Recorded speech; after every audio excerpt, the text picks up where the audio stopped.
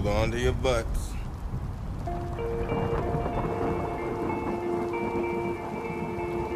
Don't move, you're surrounded by armed bastards. What are we going to do? Well, I say let's get out there and twat it. So, hello and welcome back to the Cabin Knack Podcast. I'm James. I'm Rob. And I'm Jake. And in today's episode, it is a fan request episode. We have fans.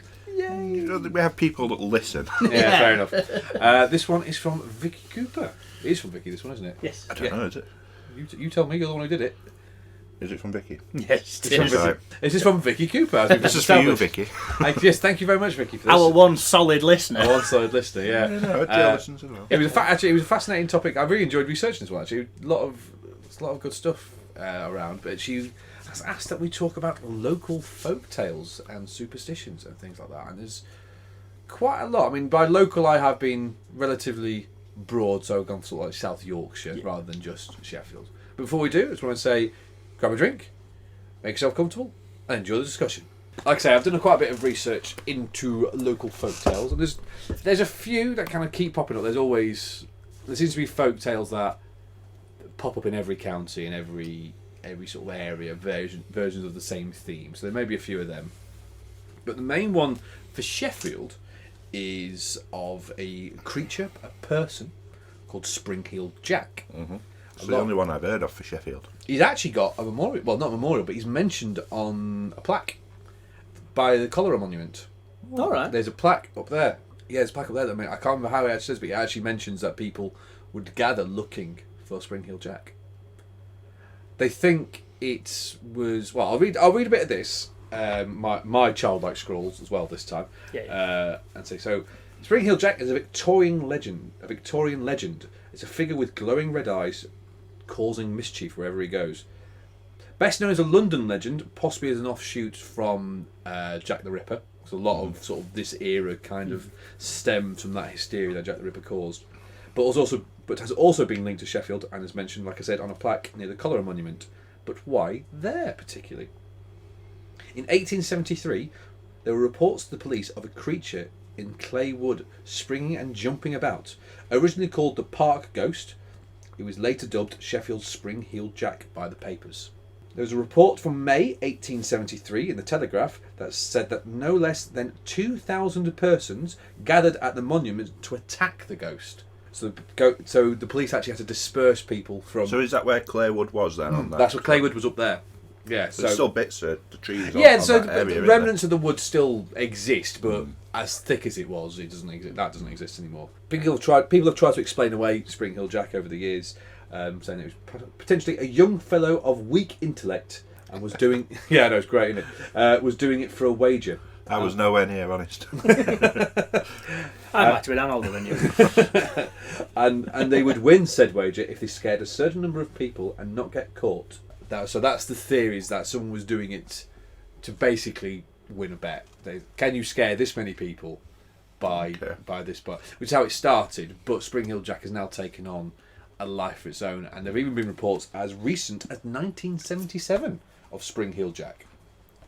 It sounds very much like a black shug, like a bargas, like a black dog type. Yeah, well, there's one of them in Sheffield as well, Yeah. on Campo Lane. Yeah. There's quite a few reports of that on Campo Lane. The bar guest one that I was familiar with was the one that lurks in Whitby. On the other side. in Whitby as well. Again, it's another one of these folk tales. And York was one in One in Shambles. Castleton. Yeah. It's one of these it's a legend that every area tends to have one. But yeah, so I found that quite interesting. It's more the fact that it's obviously an offshoot of Jack the Ripper, and that is that sort of hysteria. Around that time, yeah. That I find most I fascinating. mean, did he ever do anything bad apart from like jump around and be a bit evil? So the more modern reports, so sort of as we get into the 1900s, basically they're all, a malevolent presence, and they see the glowing red eyes and things like that, and they feel threatened by him. But again, whether that actually is Spring-Heeled Jack and things like that. But people have said they've seen him jumping over houses and jumping under, which is where the Spring-Heeled name comes from, and jumping over that. But I just find it interesting that he's taken on this his own legend as a malevolent force, as a bad But not foot, actually doing tail. anything. But if there's been no reports of him specifically doing something other than jumping over houses, so. I think he was scaring people. I think it was more of he liked to just stay at the door and go boo. He was being a bit of a dick, basically. Please, if you were down before me, can you come back and haunt me? Because I just want to hear that. Boo. Well, we talked about ghosts. We said that's how I wanted to. Yeah, I know. Boo. I want to hear that in the night sometime. Boo. Go away, James. Oh, Hey, up, James. Very nice. It's just Springfield. oh, it's just a low-powered ghost. So no danger this time of year. But yeah, so Springfield Jack. So it was more the fact, like I said, that it was mentioned on an actual monument that I didn't know. I felt that was interesting. I would love to know, like because even like when you talk about it being a bet or something, that's got to have come from somewhere. It's got to have been something where someone said something. It's where did this the passage of time and what it does to what possibly were very normal occurrences, and the way that sort of time takes it and makes its own thing. Yeah, I love all that. And the Victorians were much more open to the supernatural and the occult and things like that. So, yeah. Very much open to They it. thought that if you got a blurry photograph, it was your soul trying to climb out of your mouth. So. Yeah, so And the doctors. It looks like your skeleton is haunted. You should do cocaine about it. and some people still subscribe to this method to this day. Yeah, in fact, it caused that much hysteria that people tried to go out and basically beat the shit out of a ghost. 2,000 people went to go and basically murder a ghost. You can't whack the death over the head. You can't whack death over the head. He comes near me, I'll rip his nipples off. So I found that quite funny. Like I say, so it made local reports. I didn't know that. I mean, I'd heard, being from Sheffield, I'd heard of Springfield Jack, but that was literally as far as it went for me. Yeah, I'd only heard. I'd not really. Apart from the reports of seeing but I always saw him as from what I'd read, more like a sprite type figure, like a pixie essentially, and they'd seen him sort of run at a wall that no normal man could have cleared, and so. In my head, the vision that gets conjured up is like the weird creature in Conjuring 2. What's it called? Isn't that the Crooked Man? Crooked Man, yeah. Yeah, that's sort of the image I get. Yeah, I got like a leprechaun because the name as well, Springfield Jack. It's quite twee, isn't it? Really, it's not. Yeah, but I got that. It's not a scary name. No, but I was thinking of the long leg. I was thinking like long legs to be bounced. I think it's quite. I was thinking quite gangly and quite. That's not Springfield, though. That's just tall. Yeah, but you're using the power to go boing, like Zebedee apparently. Springfield Zebedee. Ooh, that's more terrifying. Zebedee coming at you in the middle of the night with glowing red eyes. Yeah, that's a bit creepy actually. It's a bit creepy. Oh, so that's Springfield Jack, which I find quite fascinating. One I'm going certainly the most predominant one. But I want to talk about a couple others as well. One that we've talked about a few times is Bunting Nook, which isn't too far from where we are recording. This very moment. Where we are recording today.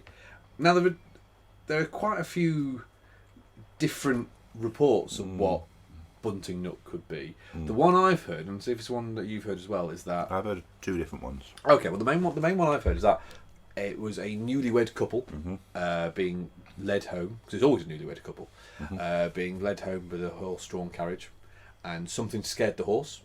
The horse reared up, which caused the carriage to go back, and both the bride and groom fell out and broke their necks. So that is why, to this day, they are said to haunt this passage. This is why, to this day, you will hear, in the middle of the night, you will hear the sound of a horse and carriage. And there's no bird song. Apparently no bird song in that Which, area. to be fair, that bit I can testify to, because a while ago, I took a walk up that end of Ghost Park and going up that way. And I didn't realise where I was walking through, and then literally, it was kind of then suddenly just silence. And I was like, where the hell am I? And I looked, like, oh God, I'm on Bunting Nook. So it could have been coincidence, that just at that particular moment there was no bird song, but it was a very definite change from a bit of noise to then suddenly, other than the trees rustling, there was nothing. And I did find that was quite eerie, actually. I mean, for a little bit of background, Bunting's Nook, it's a long sort of a country road just by Graves Park. If you don't know where it is, it's just by the animal park entrance. As you're looking at the animal park, it's to the left of the entrance. But yeah, when I was sort of 17 or 18, with friends and what have you, we'd go go out, have a drink and whatever, and go and look at these areas, or go and sit in the park, like you did when you were a silly teenager. And we took a walk up there, and I never personally felt anything walking up Bunting's Nook. I never, maybe because we were at night and there were no birds singing anyway at night. So in that respect, I never experienced anything myself. But the second story, it should be interesting to see if you've heard it actually. Okay. So the end of Bunting's Nook, so the top end, the opposite end to the animal park, it's actually, I walked past it every day to go to college because it was between my house and college, so I would pass it to and from, and quite often on show weeks I'd be walking past it quite late at night as well. The story goes that the big house at the Matthews Lane end, the big house that's just literally at the very top of Bunting's Nook, is to this day is a nursery. They have like a kids playgroup there and whatever. But the story goes again Victorian age, and it's a story of the green boy of Bunting's Nook. Okay. And the story goes that a copper was doing his rounds on patrol, and as he walked past the very route that I would have, so going from the church towards like Hemsworth Road, that area, as he passed that big house, he saw in the bushes in front of the house a green boy, not green as in like alien, like he just had like a green shade, a green aura about him, just stood watching him from the bushes, and the copper weren't feeling that at all. It weren't his vibe, so he legged it. So that's one that always stuck in my mind walking to and from college. I've never heard that before. Very late at night, staring intently at them rose bushes, thinking, if I see out in there, I'm going to be following in that copper's footsteps, and I'll become a runner. Stoving its head in. No, I'd be on my way. I'd be like, nope. I've never heard that. I've never heard that before. That story. Obviously, because you're not too far from the said location, so I've heard a different story. Okay. Which might tie in more to yours than yours, and then a bit of a personal experience, I suppose. So I'd heard of probably an old Victorian road sweeper. Okay. And as you go over the crest of the hill, and so you come up past like the entrance of the animal farm, and you start to go down towards Matthew Lane. As you get to the top, there's that big tree, isn't there? Well, the story I heard is crossing the street there is an old man flat cap, like proper old Victorian flat cap, and all his garb and his road sweeping, which would make sense that may have scared the horse. Okay, yeah. Because I'd not heard about the horse bit. An old ghost. I was in that. Okay. Yeah. So the ghost, the horse, or the thing that scared the ghost could have been this man.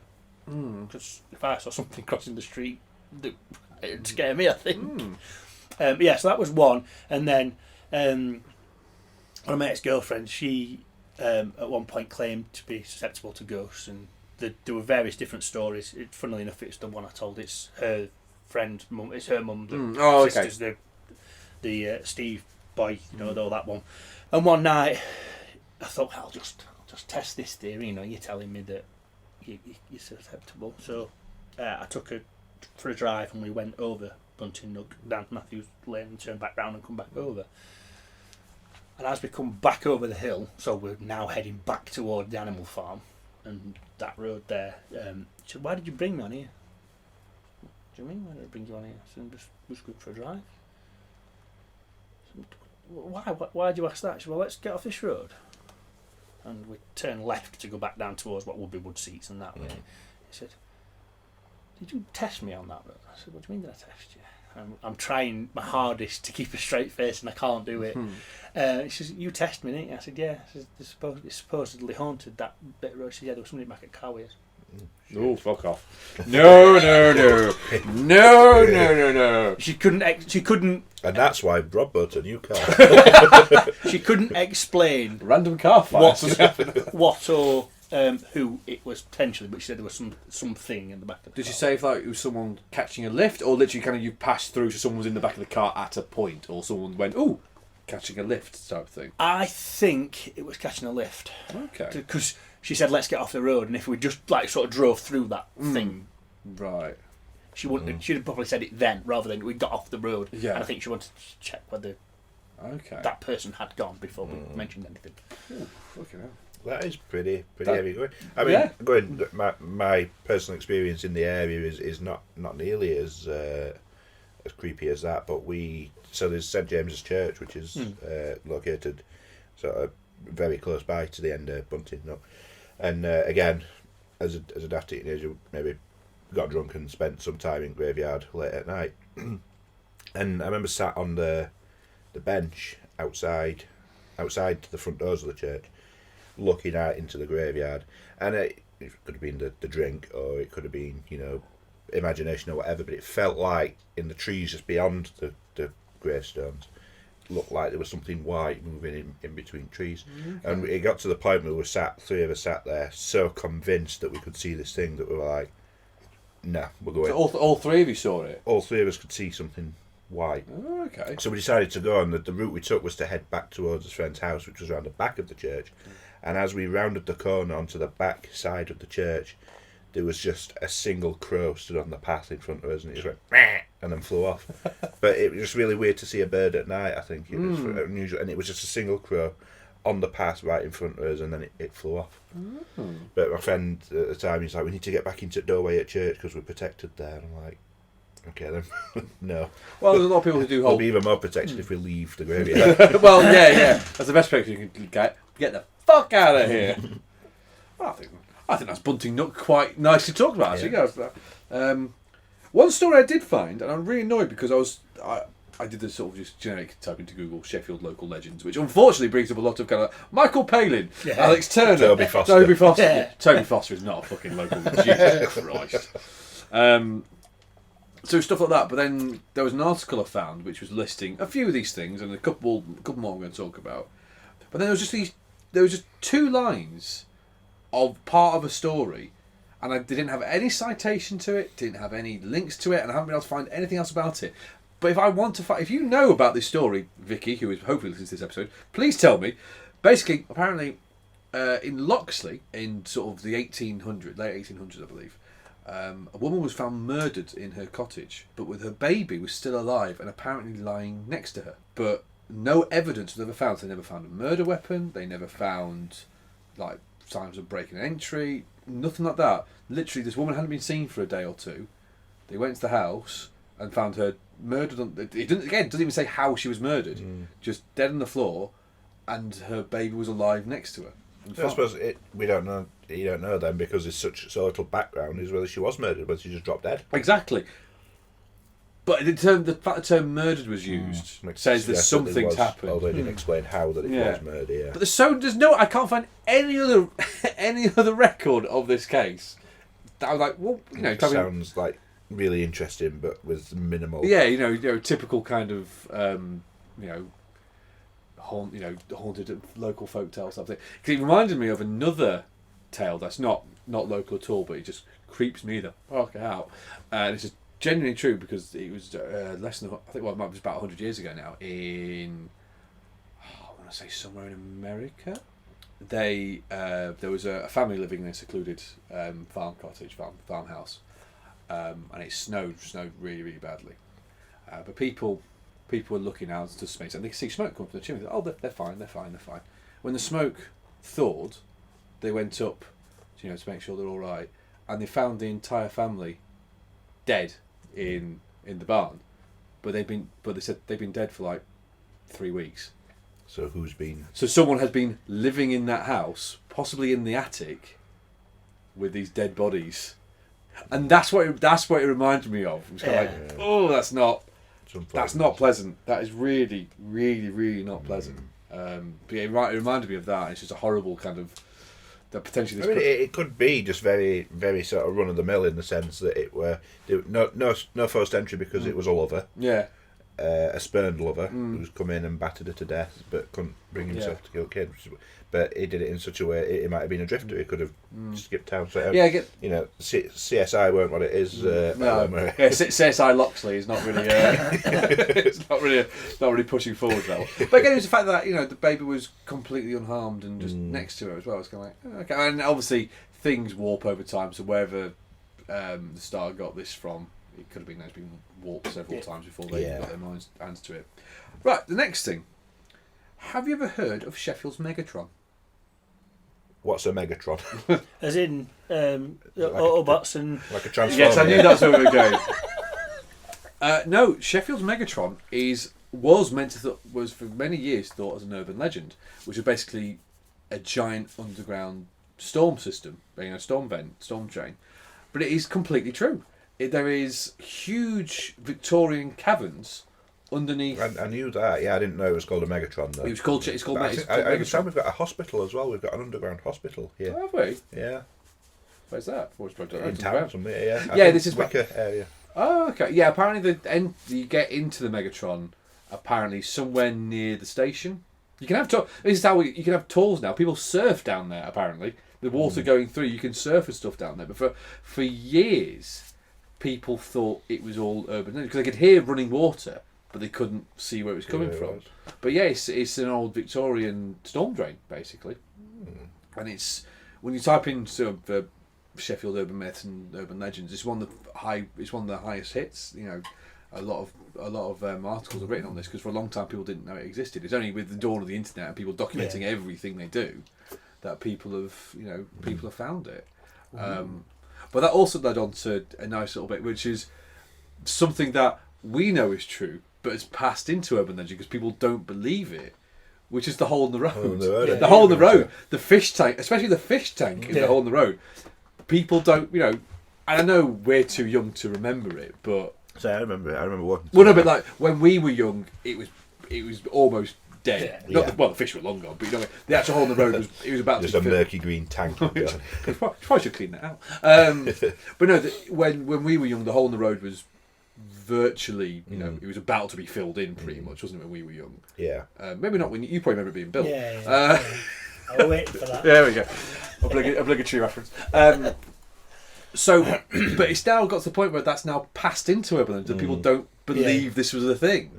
Because obviously that area of town has completely changed. You can't... There was it's an hard to underpass in that area as well because there was a club there was. underneath. Yeah. One of my dad's friends, they were down walking through the underpass, and one of my dad's friends had walked across the road without looking, got hit by a taxi. He survived. He survived and what have you. But the taxi driver was absolutely mortified because as he hit Wayne, his legs flew off.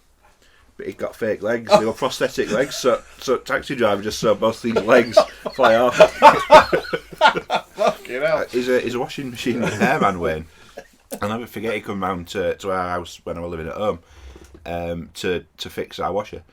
And my uncle was with us at the time, and he walked through Wayne and went, "You all right, Dave?" to my dad, and then walked into the back room to start fiddling with washer. And my dad turned to my uncle and he just went, "He's not got no legs in."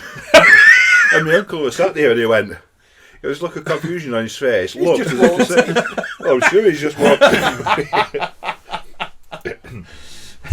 Yeah, that's my hole in the road story. Oil in the road. Well, there's a nice ghost story I heard linked with the hole in the road as well, which I'll tell before I move on to one of my final points, which is there used to be a lot of the shops around there have got, in fact to this day, have still got underground storage and underground stock rooms. And one is, I think, it's where Boots is in the high street. Theirs goes really far underground, and apparently the day that the hole in the road was closing, they said, right, no one from this day, no one else can go in.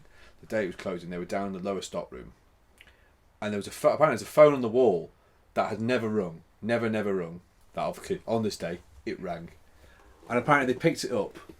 So someone picked it up and they went, "Oh, hello, this is, I can't what name it is, but this is so and so from." Then they gave an address, and it turned out the address was in the hole in the road. Just want to say goodbye, and that was it. And apparently that was the message.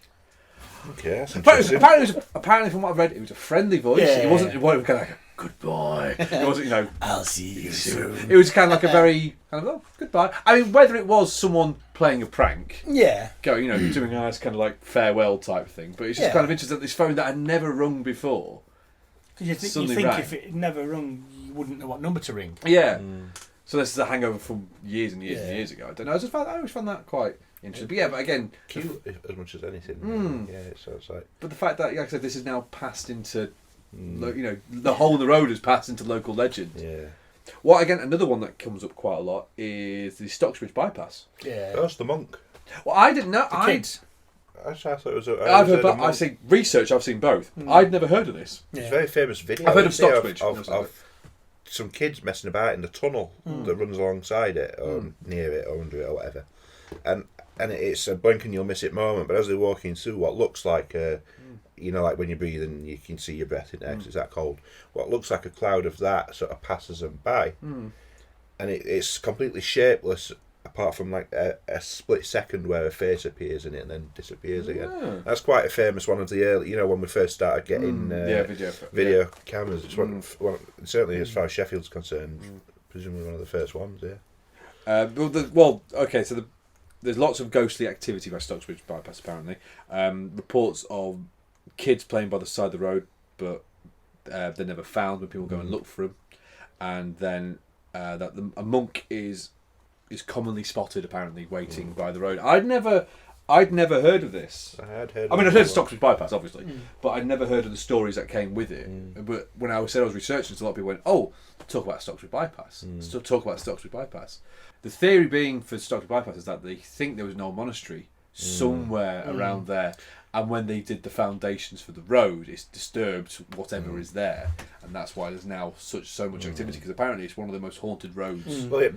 I've heard that it's quite a dangerous road, or it certainly was. It's a black spot. It's a horrible black spot, apparently. So there was a higher number of car crashes and whatnot. So, well, on the back of that, unless you got something else to add. Presumably haunted locations in Sheffield, it comes under legend, doesn't it? So you talk about Queen's Head Pub on Pond Street. I think we mentioned it before, where apparently they can see people walking through the bar, but because the level of the bar was was much lower, you could only see like the torsos and the heads and the arms going across. But is there any other sort of haunted locations that you were aware of? I mean, there's always pubs and stuff that. Does anyone else remember the cinema on Arbourthorne? Used to be a big cinema. No, I don't. Slap bang in the middle of Arbourthorne. No, I don't. Apparently that was super haunted. It was derelict for years. It'd been derelict for years when it was still standing. It'd been knocked down years ago now. You know where the fishing pond is on Arbourthorne? No. Okay. As I'm sure you drive past it on your way home from work. Up East Bank Road? No, it's when you turn off East Bank Road and go on to Estate. Oh, right, yeah. Yeah, found there. But oh, right, okay. Apparently that was like super haunted for years as well. We won't be, apparently our theatres are also entwined in local haunted lore. I feel they deserve episodes on their own. Well, I mean, yeah, definitely. But yes, there's always, again, like local legend, there's always the same ones that seem to you're pop always up. going to get the grey lady or the lavender lady. One weird thing, not necessarily a local legend, but when they dug up the square, Judah Square, to lay it out as it now, 'cause it used to have that green bit in it, didn't it? That grass area.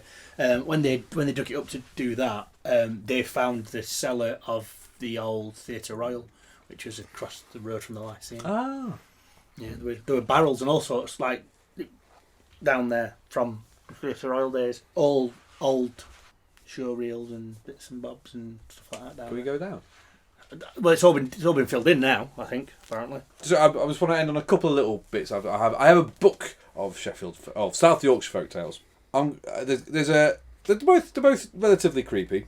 One is just a creepy story, and one is a creepy story that links into the naming of an area of Sheffield. So I'll end on the naming of the area of Sheffield to keep it in local. It's literally just a couple of paragraphs this bit, but in 1986, the South Yorkshire Times reported that a child's voice had appeared mysteriously on a cassette tape recording at Kilnhurst. Someone would be recording something, and this voice came out, and apparently, the child said the following words: "Born again, never to die.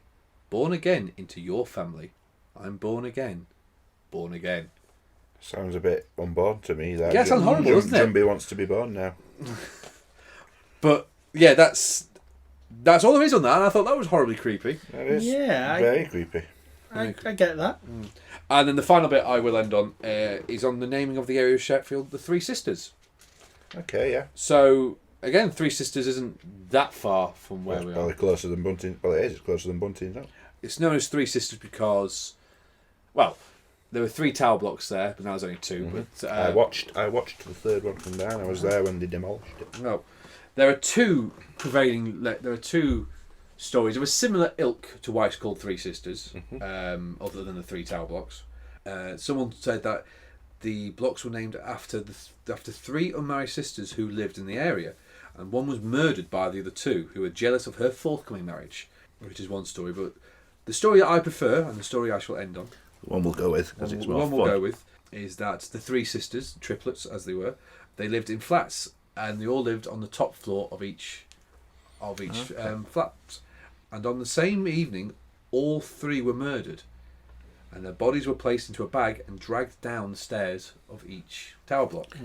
Lovely. They apparently, so that's from the 12th floor all the way down to the bottom, and they supposedly haunt the remaining 2 blocks. On the night of their murder every year, their bloodstains will suddenly appear on the tower block stairs. Ah. And on that creepy note of That's lovely. the naming of the 3 sisters, all there is left to say is, you've been great, or we've been Cabin Night, good night.